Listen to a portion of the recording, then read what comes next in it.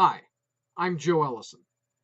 I'm here to read to you Chapter 2 of my third Snarkey Putts Paranormal Attorneys at Law novel, The Case of the Canine's Curse. In this chapter, we're going to visit at home with Andy and Maureen Putts, Andy being the second half of the firm of Snarkey Putts. So this reading is a little longer than my usual reading, so let's get right to it.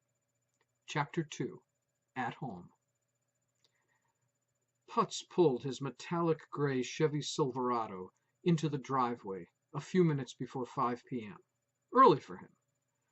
But he needed the extra time. It was a 45-minute drive to Horchester-by-the-Sea and Babington Castle, the historic rock pile one of Elliot Babington's robber baron ancestors had imported stone by stone from Europe.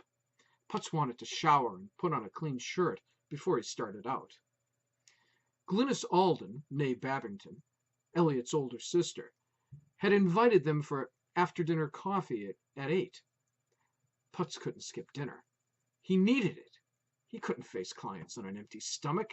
It made him woozy, made his mind wander. There sure wouldn't be anything to eat offered with coffee at the castle.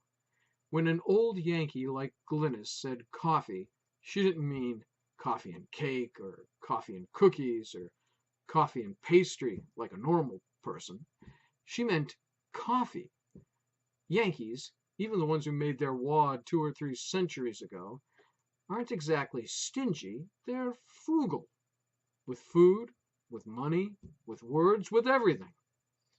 That, Putts thought to himself as he shoved the shifter into park, is how you keep your family's capital together. Never touch capital. That's their motto. He turned the key in the ignition, killed the engine, and checked his wristwatch. But that's okay. More power to him. Plenty of time for supper at home with Maureen and Cindy. Putts glanced through the driver's side window. His wife's new Accord EX stood within ding distance of the Silverado's door. The driveway could barely fit both vehicles beside each other. Another ding in her old Hyundai was no big deal, but in her brand new Accord? Maybe he should go that extra mile and pay to have the driveway widened. Putts eased the truck's door open and slipped out of the cab.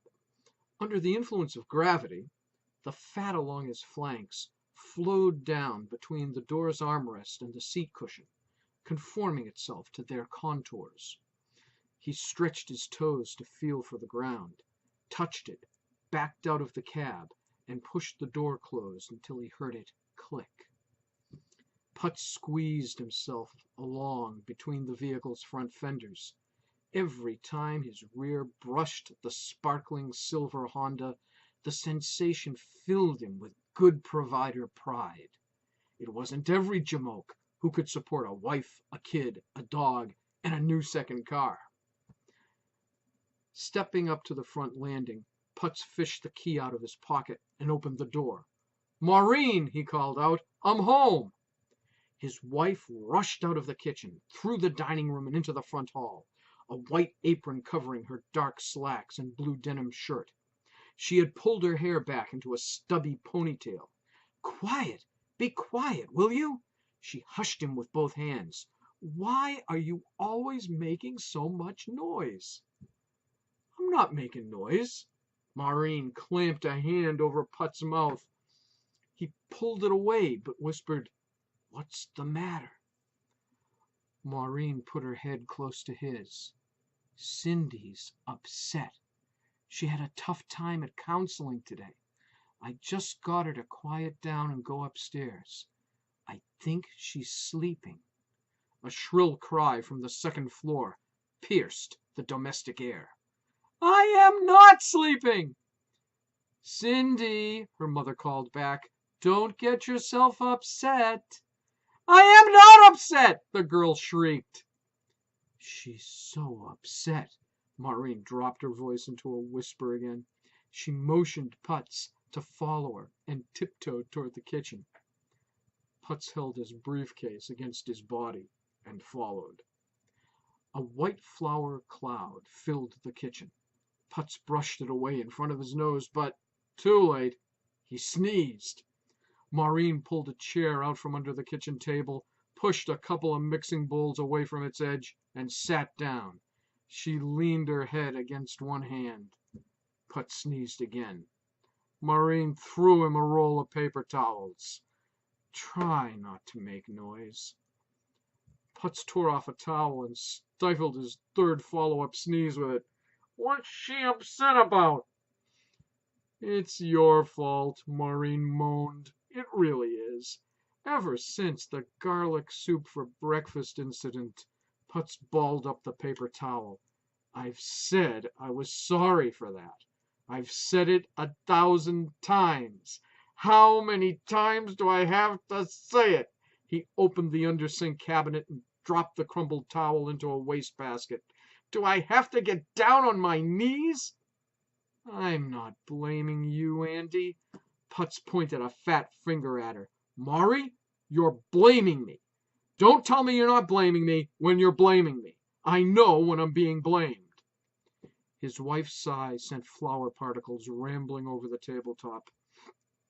It doesn't matter whether I blame you or not. Your daughter blames you. That's what she told the therapist. Putz pulled his finger out of a mixing bowl. He licked a smear of batter off his fingertip. What is this? I mean, what's it for? Cinnamon rolls. My favorite. Maureen stood and picked the mixing bowl up from the table. They're Cindy's favorite, too. I didn't know that. He licked. Chip off the old block. Maureen stepped up to the sink. Don't you see how she imitates you? She turned her head away from Putz, rinsed the batter out of the bowl, and washed it down the drain. You're throwing it away? Yes, I'm throwing it away. It was a bad idea in the first place. I'm as worried about her weight as I am about yours. Maureen turned the bowl over and shook the last drops of water into the sink. But I thought it'd be worth it if I could get her mind focused on something she liked. Putz mourned. I like cinnamon rolls. This isn't about what you like, Andy, his wife mourned back. I'm talking about baking. She loves baking, and it's not eating. It's close, Putz commented. Maureen placed the bowl on the dish rack. Too close, she admitted. Andy, you've got to spend more time with her. A girl needs her father, especially at this age. I spend a lot of time with her, Putz defended himself. I get home for dinner almost every night. That's more than most fathers. Maureen turned on him. But you get home late, after we've finished eating. She goes back to the table to be with you, and she ends up eating again. Don't you see, Andy? It's eating. It's always eating. On a subconscious level, she associates her father with eating. This is setting up a terrible adolescent conflict. That's why she's acting out. That's why she's a little overweight. Putz lifted his nose from the mixing bowl still on the table. The girl's fat, Mari. Let's call a spade a spade. But it's not the end of the world. She can lose weight. I lost weight at her age. Maureen rubbed her hands dry on a dish towel. But you gained it back again. Your being heavy makes her think that life's futile, that there's no escape from the endless cycle of weight loss and gain, that she's trapped in a body she never made. Putz opened the refrigerator and surveyed the contents. You haven't made dinner yet, I take it. Maureen slammed the refrigerator door shut out of his hands. No, I haven't. Don't you ever think of anything but food? Yes, I do. Putz tried to keep his voice down. I think of a lot of things other than food. But it's dinner time, and I'm hungry. A man comes home, he wants dinner. Maureen folded her arms at him. Conditioned reflex, just like Dr. Pavlov's dogs. Putz tilted his head. His chins rolled to one side. Don't pull the I was a psychology major routine on me, Maury. Not tonight. The edge of his rebuke reminded him. You took her to the therapist today. What did he say? Maureen grunted. He said she needed a dog. She's got a dog, Putz responded. She's got Jake. Jake, Maureen pointed out, is your dog. We can't share a dog? The family dog isn't good enough? We've got to spend more money so she can have her own personal dog? You're missing the point. There's a point? Putz scratched his head through his thinning red curls. Jake, he called. Jake! Where is that animal? Maureen turned her back on him and ran water in the sink. I left him off at doggy play care this morning. You did what? Putz erupted. Why did you put him in a boarding kennel? You were home all day. All his friends are there, Maureen rinsed out a pot. He was lonely. The dog sleeps 12 to 14 hours a day, Putz came back at her. How can you tell he's lonely? Maureen shut the water off and turned back to Putz, wiping her hands on another dish towel. Sleeping to excess is a sign of depression. He needed a pick-me-up. Excess sleeping? Putz blurted out. We're talking about a dog, Maury. When they don't eat, they sleep. When they don't sleep, they eat. It doesn't mean they're depressed. Maureen snapped the dish towel like a whip. It wrapped itself around the dishwasher's handle. I know depression when I see it, Andy. I did major in psychology. Putz took the measure of the dish towel's spiral around the handle. Tight, he judged to himself. Damned tight. He decided that discretion was the better part of valor. So, he shifted gears. The therapist says Cindy needs a dog, her own dog. I don't mind getting her a little dog, as long as it's okay with Jake. We can name him Pavlov. Maureen held up a warning finger. You don't name the dog. Cindy names the dog. It's her dog. All right, Putz retreated. She can name the dog anything she wants. But does she want a dog? I mean, she's never asked for one. It's repression, Maureen explained. Her self-expression is repressed. We've got to force it out of her, for her own good. Putz rubbed his chin. For her own good, he mused. Wouldn't it be for her own good to do some chores around here? For starters, she could clean up her room. Maureen tapped a toe on the kitchen floor. You can't force a child, Andy. But, Putz theorized, what if cleaning up after herself is some kind of repressed self-expression, like asking for a dog? Maureen held two hands to her forehead. Andy, you drive me crazy. You shouldn't try to play with ideas when you have no formal training. We're talking about Cindy's needs. The therapist told me what an adolescent girl Cindy's age needs. What does she need? Asked Putz. Maureen counted the points out on her fingers. 1, she needs unconditionality, as in unconditional love. That's love she knows belongs to her no matter what. 2, she needs reliability. She needs to know she can rely on that unconditional love. Putz felt something more was coming. Anything else? Yes, Maureen continued. 3, she needs responsibility. She needs to take responsibility for her love. She needs a feeling of responsibility in order to draw her out of herself, give her a healthy external focus point. That's what the therapist said, and Maureen sucked in a long breath. I concurred. Where does the dog come in? Putz blank-faced. Maureen's head vibrated. Oh, Andy, she huffed. Just add them up. 1 plus 2 plus 3 equals dog. Putz couldn't make the figures work. Somehow they equal her own dog. Jake doesn't measure up to 1, 2, or 3? Maureen flung a hard sigh at him. She also needs exclusivity. Did the therapist say that? He implied it. Putz eyed his wife. You sure you didn't imply it? I inferred it. Putz gave up. Okay, whatever you concur with, I do too. Go ahead and get her a dog. As long as Jake doesn't get his nose out of joint, it's fine with me. Maureen's voice softened. Try to understand, Andy.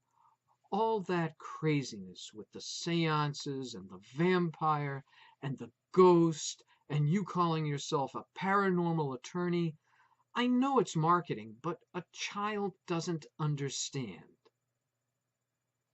Putz pressed his lips together. I admit the no-talent dames case was hard to take, but it wasn't all marketing, Maureen. It happened. Andy, his wife uttered his name in a tone that comforted and annoyed him at the same time. I understand it's natural to start believing a narrative you've repeated a number of times.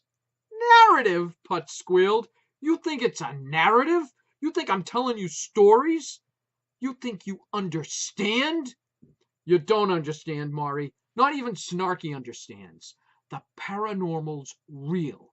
It's got to be real. I don't know how it is. I don't know what it is. But the one thing I know it is real. Because if it's not real, I'm crazy. But it is real. We couldn't make money at it if it wasn't real. And we're making money. Real money, Maury. And it's not just Snarkey making money. We're making money. You and me.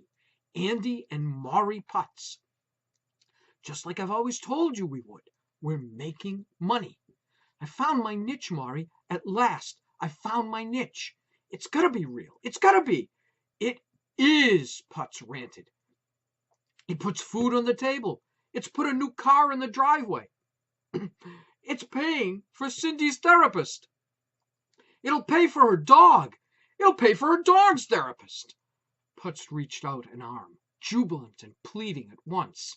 It'll send Cindy to a swanky fat camp this summer instead of half days at the Boys and Girls Club. Maureen stepped up and nestled against her husband's cushy side. She knew what he was doing. He was projecting his desires into reality. Her hand brushed against the accord key in the pocket of her slacks. I didn't say you shouldn't follow your niche. Putz gave her a self-affirming squeeze. I know, honey. So, he shifted gears again. What's for supper? She shrugged. I thought you could grab a pizza on your way home. My way home? I'm already home. Maureen reminded him. You've got to go pick up Jake. And that's it for our little domestic interlude in Chapter 2. I'll be back again with another excerpt, in a week or so. And in the meantime, if you'd like to hear me read some other excerpts of other works of mine, then click on one of the boxes on either side of my head, as usual. And if you'd like to check out my other books, if you'd like to visit my Amazon author page, or if you'd like to go to my website, which I've posted a good deal of free stuff, including some more recent things, then check out the links down below. Well, that's it for now. Thanks for stopping by, and I hope to see you again real soon.